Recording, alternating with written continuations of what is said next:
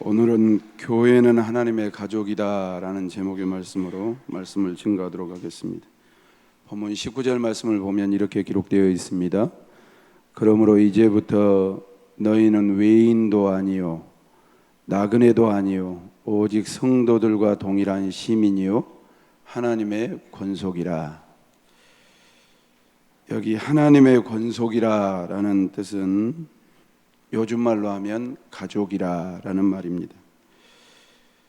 여러분과 제가 예수 그리스도를 믿는 그 순간에 우리의 신분이 영적으로 바뀝니다. 하나님을 아버지라고 부르고 또한 우리는 그의 자녀가 되는 것입니다. 그래서 가족이 되는 것이지요. 범인은 배운 분도 계시고 못 배운 분도 계시고 재산이 많은 분도 계시고 적은 분도 계시고 또 잘난 분도 계시고 못난 분도 계시고 남자도 있고 여자도 있고 또 어른도 계시고 아이도 있고 건강한 분도 계시고 건강하지 못한 분도 계시지만 모두 한 아버지 하나님을 모시고 사는 하나님의 가족이 되는 것입니다. 오늘 여러분 옆에 앉아 계시는 분들을 좀 면면히 한번 살펴보십시오. 그분들이 여러분들과 형제간이라 할지라도 다릅니다. 또 부모 자식간이라 할지라도 다릅니다. 사회적인 배경도 그렇고 또 가정 배경, 지역적인 배경, 아마 어떤 분은 이름도 모르면서 옆에 앉아 계신 분도 계실 겁니다. 또 어떤 분은 이름을 알아도 그 사람의 성격이나 형편을 모르는 분들이 아마 많이 계실 겁니다. 우리 교회도 작년 아이 포함하면 1000여 명이 아마 넘는 교세입니다. 이 정도 되어도 서로를 모르는 사람이 많은 것이 정상입니다. 그래서 우리가 서로 가정이라는 느낌보다는, 가족이라는 느낌보다는 그런 느낌이 별로 안 드는 것이 정직한 사실입니다. 그러면 이러한 교회 공동체가 어떻게 하나님의 가족으로서의 기능을 회복할 수 있을까? 그냥 나는 교회 다니러 왔지, 예배 보러 왔지, 하나님의 가족이고 뭐고 그렇게 생각하시는 분들이 분명히 많다는 거지요. 그러면 어떻게 하나님의 가족으로서의 기능을 회복할 것인가? 그 첫 번째가 이렇습니다. 소그룹으로 모이는 것이 대단히 중요합니다. 그래서 10명 내외로 함께 소그룹을 구성해서 주중에 교회에서 모이기도 하고 또 집에서 함께 모여 무엇 하냐면 찬양하고 서로 기쁨과 슬픔을 나누고 서로 위로해서 간절히 기도해 주면서 하나님의 말씀을 듣는 모임을 가지셔야 우리가 주 안에서 한 가족이라는 것을 인식할 수 있습니다. 이 교회의 모델은 사도행전에 나오는 초대교회의 예루살렘 교회가 그렇습니다. 예루살렘 교회는 그 전에는 다 아시는 분들이었어요. 예수님을 중심으로 해서 다 아시는 분들이 모였습니다. 그런데 그 안에 혈기가 있었습니다. 질투가 있었습니다. 또 그 안에 헤게모니에 대한 그러한 권력 다툼이 있었습니다. 그런데 예수님의 말씀대로 성령의 역사가 강력하게 초대교회였던 예루살렘 교회에 임하자 예루살렘 교회는 그 이후 역사상 존재하는 모든 교회들이 따라해야 될 만큼 출중한 모델 교회가 되었습니다. 사도행전 2장 말씀에 보니까 예루살렘 교회를 어떻게 소개하고 있냐면 시간이 많이 없어서 46절과 47절 말씀을 다 같이 한번 보겠습니다. 같이 보시죠. 시작. 날마다 마음을 같이하여 성전에 모이기를 힘쓰고 집에서 떡을 떼며 기쁨과 순전한 마음으로 음식을 먹고 하나님을 찬미하며 온 백성에게 칭송을 받으니 주께서 구원받는 사람을 날마다 더하게 하시니라. 즉 우리가 모델링할 수 있는 예루살렘 교회는 두 가지 모임이 있었다라는 것을 말씀하고 있습니다.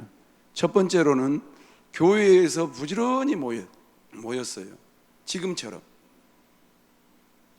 낮 예배가 됐건 밤 예배가 됐건 수요일 예배가 됐건 철야 예배가 됐건 또 열심히 있으신 분들은 새벽 예배가 됐건 하여튼 교회에 모이는데 열심히 쉬었어요. 두 번째로는 무엇 했느냐, 교회에서만 모이고 흩어져 불고 없어져 본 공동체가 아니고 각각 집에서 모이는 특징이 있었습니다. 이것을 빌 베캠이라고 하는 목사님께서 쓰신 제2 종교개혁이라는 책을 보니까 두 날개로 날아오르는 교회라고 표현을 하셨습니다. 교회의 두 날개는 무엇이냐면 예배당에서 모이는 큰 집회와 대집회와 가정에서 모이는 또 성도들끼리 3, 4, 5 모이는 이 소그룹 모임이 두 날개가 돼야 된다. 이 두 날개가 건강해야 힘있게 날아오르는 건강한 교회가 된다라고 기록한 것을 보았습니다. 이런 면에서 우리 교회는 두 날개가 다 건강한가? 주일날은 온 성도들이 함께 모이는 날개는 건강한데 주중에는 구역으로 소급으로 모이는 날개는 아직 미약하지는 않는가? 반대로 교회 안에서 3, 4, 5 나하고 친한 분들하고는 친하는데 그래서 소그룹 모임이나 구역 예배는 정말 재미지게 잘 활성화되어 있는데 예배 나오라면 그렇게 불편하고 또 그 기능이 이루어져서 한쪽 날개가 꺾여 있지는 않은가? 대그룹과 소그룹의 날개를 더욱 회복해야 된다라고 기록하는 것을 보았습니다.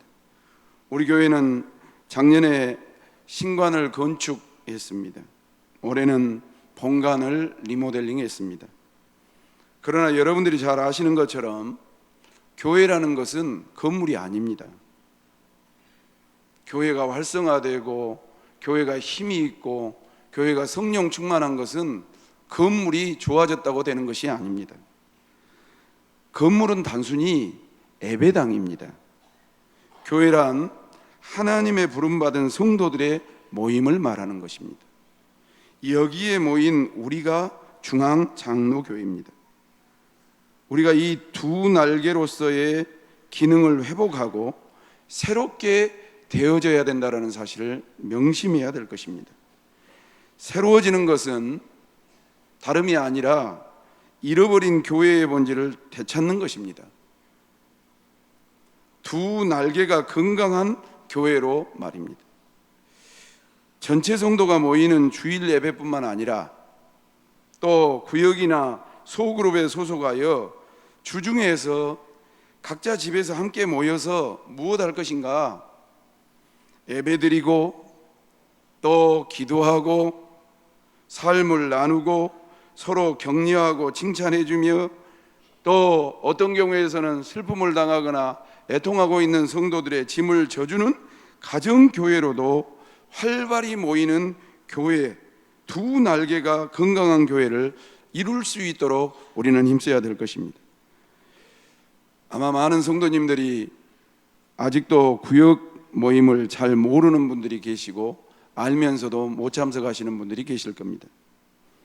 여러분들의 신앙이 건강하고 힘있게 살기를 원하신다면 여러분 꼭 구역 예배에 참석하시고 남자분들은 남전도회, 여자분들은 여전도회, 또 아직 구역에 올라가지 못해서 우리 교회에서 새가족 과정을 거치는 분들은 새가족부에 속해 있는 우리 양육위원들과 위원장님께 말씀을 하셔서 구역장님들과 권찰 또 위원들과 교육자들을 더불어 하나 될 수 있는, 그래서 그렇게 함으로써 하나님의 가족임을 확인할 수 있는 우리 모든 성도가 되어야 될 것입니다.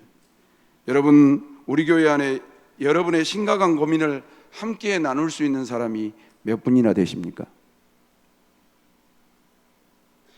교회는 다니는데 내 안에 심각한 고민, 응어리져 있고 문드러져 있는 그런 고민들을 함께 나눌 수 있는 사람이 몇 분이나 됩니까? 여러분들이 아픔이 있고 고통이 찾아왔을 때 함께 그 아픔과 고통을 져주고 함께 울어주고 웃어줄 사람이 몇 사람이 있느냐 이 말입니다.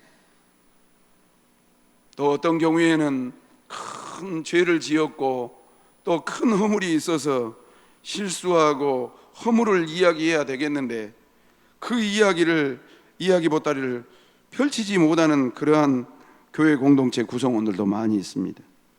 실수와 허물을 이야기해도 다른 사람에게 까발리지 아니하고 또 정죄하거나 짓밟아버리지 아니하고 그 이야기를 있는 그대로 받아주고 그 상황을 불쌍히 여기며 위하여 기도해 줄 수 있는 사람이 교회 안에 몇 명이나 되는가 한번 생각해 볼 필요가 있습니다. 그런 분들이 혹시라도 안 계신다면 여러분, 남자가 됐든 여자가 됐든지 구역 예배를 참석하십시오. 그리고 소그룹을 자발적으로 소속하시길 바랍니다. 그리고 소그룹 안에 들어가시면 우리는 세상 모임이 아니고 하나님을 아버지로 모시고 영원히 천국까지 함께할 믿음의 형제고 믿음의 자매이고 믿음의 식구이기 때문에 방금 설명드렸던 것처럼 고통도 아픔도 심각한 고민도 또 울고 싶은 것도 웃어야 될 것도 함께 보듬어 줄 수 있는 그러한 공동체를 만들 때 하나님께서 우리를 통해서 이 땅 위에 살지만 천국을 경험할 수 있는 하나님의 축복의 재단으로 삼아 주실 줄로 믿습니다. 이를 통해서 확인되는 것이 무엇입니까? 두 번째입니다. 다 같이 한번 읽겠습니다. 시작. 우리가 하나님의 가족임을 확인할 수 있습니다. 가족은 서로의 장점과 허물을 잘 알지요. 그럼에도 불구하고 그대로 용납을 해줍니다. 어떤 경우에는 자식이 미흡할 때가 있습니다. 또 자식이 못날 때가 있습니다. 자식이 죄를 지을 때가 있습니다. 그러나 내 자식의 문제이기 때문에 그 자식의 문제를 다른 사람에게 까발리지 않고 기도하지요. 어떤 경우에는 부모님이 문제를 일으켜 놓은 경우도 있습니다. 그러면 형제간들끼리 모아서 또 형제간들 중에 그 문제를 이해하지 못할 형제간 같으면 말씀을 조심하고 뜻이 맞는 소화할 수 있는 분들하고 부모님의 문제도 같이 용납해주고 따지지 않고 발로 밟지 않고 까발리지 아니하고 서로의 짐을 지는 것이 가족입니다. 가족은 서로의 필요를 공급해 줍니다. 아시는 것처럼 남들에게는 좀 인색할지 몰라도 내 자식이 장가갈 때 되면 내 딸이 장가갈 때 되면 시집갈 때 되면 다른 사람에게는 없다고 했던 그 쌈짓돈이라도 내서 그래서 너 앞으로 시집가서 꼭 필요할 때 이걸 좀 써라. 네가 앞으로 사회생활 해야 되는데 이 정도는 내가 도울 수밖에 없겠다라고 내어놓는 것이 가족입니다. 어떤 경우에는 가족은 서로를 위해서 희생할 줄도 압니다. 부모님들이 많이 계시니까 우리 자녀들을 키우면서 내가 저 자식을 위해서 매달간 얼마를 모아서 지금까지 얼마 정도를 투자했다, 그렇게 계산하고 자녀를 키운 부모님들은 거의 없으실 것입니다. 그냥 하나님이 나에게 주신 자식이니까, 하나님이 우리 가정에 소속되게 해주신 그러한 자녀니까 희생하는 겁니다. 이게 성도들의 관계입니다. 하나님의 가족은 이러해야 되는 것입니다. 그러므로 세 번째로 우리가 고민할 것은 이겁니다. 그럼에도 불구하고 구역 모임이나 소그룹 모임에 속하지 못하는 분들이 그만한 이유가 있다는 것도 감안해 주셔야 됩니다. 신앙생활을 하는데 예배는 나옵니다. 그런데 구역 예배도 못 드려, 남전도회도 못해, 봉사활동도 못해, 그런 분들이 간혹가다 계시지요. 그런 분들의 부류 첫 번째가 이런 분들인 것을 제가 발견했습니다. 너무 바빠서 시간이 없기 때문에 참석하지 못한 분들이 계십니다. 여러분, 그러나 피치 못할 분들이 사회생활 하시면서 또 인생 살면서 계신 분들을 제가 인정합니다. 그런데 참석하실 수 있음에도 불구하고 바쁘다라는 이유로, 시간이 없다라는 이유로 참석하지 못하신 분들이 계시다면 여러분, 이 부분을 잘 생각하셔야 됩니다. 우리가 그리스도인이라고 생각하신다면 우선순위가 있다라는 것을 항상 아셔야 됩니다. 우리 주님이 마태복음 6장에 이렇게 말씀하셨습니다. 마태복음 6장 33절 말씀을 보니까 그런즉 너희는 먼저 그의 나라와 그의 의를 구하라. 그리하면 이 모든 것을 너희에게 더하실 것이다. 그리스도인들의 우선순위는 무엇이라고 그랬냐면 먼저 그의 나라와 그의 의를 구하라. 이것을 좀 이어가면 너희는 먼저 하나님의 나라와 하나님께서 의롭게 여기시는 것을 먼저 구해라. 다시요. 너희는 먼저 하나님의 나라와 하나님께서 의롭다고 여기시는 것을 먼저 구해라는 뜻입니다. 이 세상에서 하나님의 나라의 이상적인 모델은 믿는 성도들의 모임인 교회입니다. 그러므로 하나님의 가족으로서 함께 사는 이것이 가장 우선순위가 돼야 되는 것입니다. 직장이 있습니다. 또 사업도 합니다. 학생들은 학업도 하고 또 먹고 살기 위해서 경제적이고 사회적인 활동을 합니다. 그러나 주님은 뭐라고 그랬냐면 그런 것들이 있지만 먼저 하나님의 나라와 하나님께서 의롭게 여기시는 것을 구하라. 하나님 나라의 공동체에서 우선권을 둔다면 아무리 바빠도 하나님께 나와 예배드리는 영적 가족 모임인 구역 모임이나 소그룹 모임에 참석할 수 있다라는 것을 성경은 가르치고 있습니다. 사랑하는 성도 여러분, 인생에 있어서 중요한 것과 덜 중요한 것이 있습니다. 꼭 해야 될 것과 나중에 해야 될 것이 있습니다. 주님은 먼저 하나님의 나라와 하나님의 의를 구하라는 이 말씀 마음에 새기시고, 이 세상 사람 안 바쁜 사람 몇이나 되시겠습니까? 그러나 하나님이 원하시는 그 자리에 나를 두시기를 주님의 이름으로 축원합니다. 두 번째로, 자기 사생활이 드러나는 것을 싫어하기 때문에 여러분 모이지 못하시는 분들이 왕왕 있는 것을 볼 수가 있습니다. 개인적인 프라이버시를 중요하는 시대에 우리가 살고 있습니다. 조금 다른 표현을 빌리면 이런 분들은 하나님의 가족으로서 우리는 서로 진솔함이 필요하다는 것을 알지만 실천하지 못하시는 분들입니다. 우리는 모두가 장점도 있고 단점도 있습니다. 하나님의 가족인 소그룹에서 우리는 나의 장점으로 다른 사람을 도와주어야 됩니다. 이 세상에 살면서 악한 것만 있는 분들은 거의 없으신 것 같습니다. 제가 목회해 보면서 보니까 좋은 부분들이 많습니다. 그걸 가지고 무엇 해야 되냐면 약한 분들을 도와드려야 됩니다. 또 어떤 경우에는 나의 약점이 많으신 분들이 있습니다. 나의 약점은 다른 사람의 강점으로 보완될 수 있는 것을 기억하고 배우고 또 이해하고 닮아서 우리 공동체가 너 없이는 내가 없고 나 없이는 너도 없다라는 공동체 의식으로 발전해야 되지 않겠는가. 오늘 에베소서 2장 21절로 22절 말씀을 보니까 이렇게 기록하고 있습니다.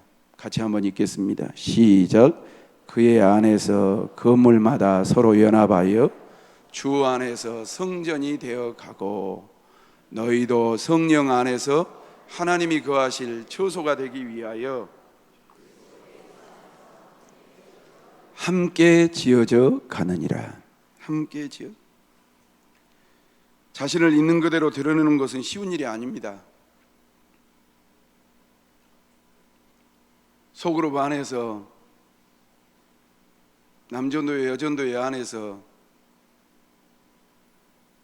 나의 치부나 나의 허물이나 가정의 단점을 오픈한다는 건 쉬운 일이 아닙니다. 마치 출산의 고통을 겪어야 새 생명이 태어나듯이 껍질을 깨고 나오는 해산의 고통이 있어야 이전보다 더 풍요롭고 윤택한 새로운 삶이 시작된다는 사실입니다. 또한 해산할 때 피를 흘리고 그 고통 속에 아이를 받는 것처럼 다른 사람의 아픔이나 다른 사람의 허물이나 다른 사람의 치부를 받아서 그것을 잘 승화시키고 보듬어 주는 것은 정말 어려운 것입니다. 아시는 것처럼 해산의 고통이 있어야 이전보다 더 풍요롭고 윤택한 새로운 삶이 시작되지 않습니까? 가면을 벗는다라는 것은 해산의 수고를 하는 것보다 더 어려울지 모릅니다. 구역이나 소그룹 안에서 정말 끈끈하게 형제보다도 더 하나 될 수 있는 것은 내 안에 있는 치부를 또 숨겨진 죄악들을 가면을 벗고 그리스도 안에서 참 자아를 발견하고 서로 믿음 생활을 보완함으로써 하나님께서 만지시고 치료하시고 회복해 주시는 참 자유와 기쁨을 누리는 새로운 삶을 시작할 수 있다는 것을 우리는 기억해야 됩니다. 그렇지 아니하면 모입니다. 흩어집니다. 시간은 갑니다. 깊어지질 않습니다. 물과 기름처럼 계속 이렇게 가족이지만 문제가 있는, 또 서로 소통하지 못하는, 서로 하나 되지 못하는, 이해해 주지 못하는 그러한 공동체가 되는 것입니다. 세 번째로, 점점 현대사회가 혼자 사는데 익숙해져 있기 때문에 소속하지 못하는 것을 볼 수가 있습니다. 어떤 분이 저한테 그랬습니다. 주일날 혼자 조용히 교회에 나와서 예배드리고 식당도 싫다 합니다. 집에 돌아가셔서 하루를 쉬면 너무 행복하답니다. 근데 언젠가부터 그렇게 혼자 조용히 와서 예배드리고 집에 가서 쉬시고 또 밥 먹고 싶으면 식사하시고 그런데 익숙해져 있는데 제가 물었습니다. 왜 그러면 그렇게 혼자 예배드리고 집에 돌아가셔서 쉬시고 혼자 식사하시고 그럽니까? 그랬더니 한 주간 동안 사람들에게 치여서 살았는데 주일까지 교회에 와가지고 기관에 속해가지고 말 때문에 옷 입는 것 때문에 또 내가 하고 온 것 때문에 또 여러 이유 때문에 스트레스를 받을 필요가 없다라는 생각이 들어서 그랬다는 이야기를 들었습니다. 들어보니까 일리가 있는 말입니다. 이런 분들이 분명히 있으실 겁니다. 일주일 내내 사람 쫓아다니면서 비유 맞히고 또 돈 벌기 위해서 결제하기 위해서 그런 분들이 계시지요. 근데 교회에 왔더니 또 교육자님들이, 장로님들이, 안내위원부터 계속 분명히 개인적인 시간이 반드시 필요한 것은 인정합니다. 그러나 이런 분들이 분명히 아셔야 될 것이 있습니다. 자칫 그런 생각은 사단의 전략일 수 있다는 사실도 꼭 기억하셔야 됩니다. 사단은 역사의 시초부터 무엇을 파괴했냐면 공동체를 파괴했습니다. 선악과를 따먹게 해서 하나님과 인간 사이의 관계를 파괴시켜 버렸습니다. 아담과 하와 부부입니다. 부부 사이에도 서로 이간질을 시켜서 부부 공동체를 파괴시켰습니다. 아담과 하와 이후에 자식들이 누구였냐면 가인과 아벨이었습니다. 형인 가인이 동생인 아벨을 믿음의 문제를 가지고 시기 질투가 나게 해서 쳐 죽인 형제 관계를 깨뜨렸습니다. 그러나 하나님은 처음 세상을 창조하시기 전부터 어떻게 존재하셨냐면 삼위일체로 존재하신 줄로 믿습니다. 성부와 성자와 성령 하나님, 이 세 분이 한 하나님이 되셔서 존재하셨다는 사실입니다. 사람을 창조하실 때도 하나님께서 먼저 아시는 것처럼 아담을 창조하셨습니다. 아담에게 얼마나 출중한 지혜를 주셨든지 이 세상 모든 만물의 이름을 다 지을 수 있을 만큼 지혜를 주셨습니다. 근데 하나님이 보시니까 아담이 독처하는 것이, 혼자 사는 것이 좋게 보이질 않았습니다. 그래서 아담을 잠재웠습니다. 그리고 갈빗대를 취해서 그 뼈로 말미암아 여자를 만들었습니다. 그리고 아리따운 하와를 만들어서 아담에게 데리고 왔습니다. 아담이 그 여자를 보았습니다. 너무 마음에 흡족했습니다. 혼자 신앙생활하는 것은 하나님 보시기에 좋지 않을 수 있습니다. 둘이 함께 있으니까 자식이 태어납니다. 둘 이상이 함께 있을 때 열매를 맺습니다. 교회도 마찬가지입니다. 주일 예배 한번 드리기 위해서 여러분들은 어떤 마음으로 오시는지는 몰라도 수많은 성도들이 청소하고 식사 준비하고 또 기도 준비하고 말씀 준비하고 차량 운행하고 신방하고 또 이렇게 총동원 전도주일 같으면 전도하고 새가족들 한 분 한 분 신앙생활을 키우기 위해서 수많은 분들이 함께 뛸 때에 이런 공동체가 이루어질 수 있는 것입니다.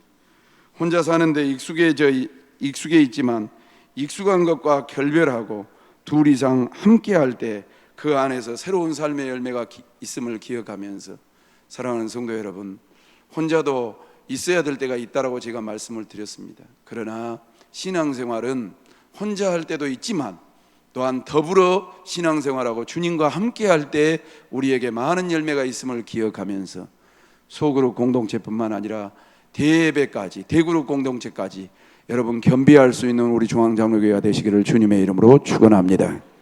네 번째로 마지막 4번 보시면 이렇게 나옵니다. 같이 읽겠습니다. 시작. 교회 공동체를 건물에 비유하여 설명했습니다. 건물에다가 비유했어요.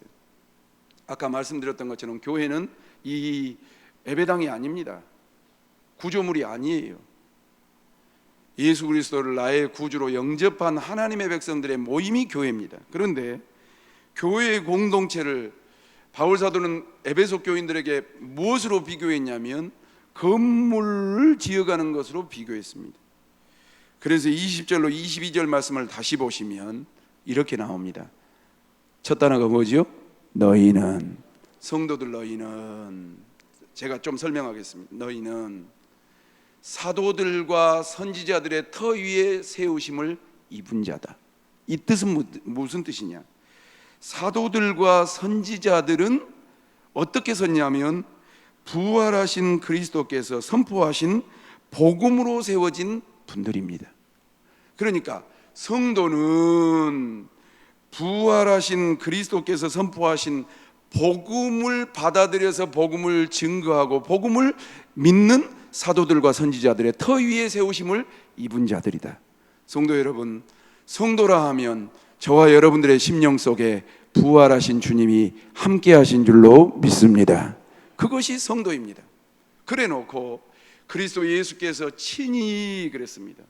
누구를 대신히 잡은 것이 아니라 예수님께서 친히 모퉁이 돌이 되셨다라는 뜻은 기초석이 되셨다. 건물 꼭대기에 올려놓은 돌과 같은 그러한 분이 되셨다. 쉽게 말하면 그리스도와 함께 완성된 구조가 성도가 된 것이다. 다시요. 성도는 부활하신 예수 그리스도의 복음을 받아들였던 사도들과 선지자들의 터 위에 세우심을 입은 자들이다. 그리스도 예수께서 친히 성도들의 기초석이 되시고 건물 꼭대기에 올려놓은 돌과 같은 그리스도와 함께 완성된 구조물이 성도들이다. 그래놓고 21절 같이 보겠습니다. 시작.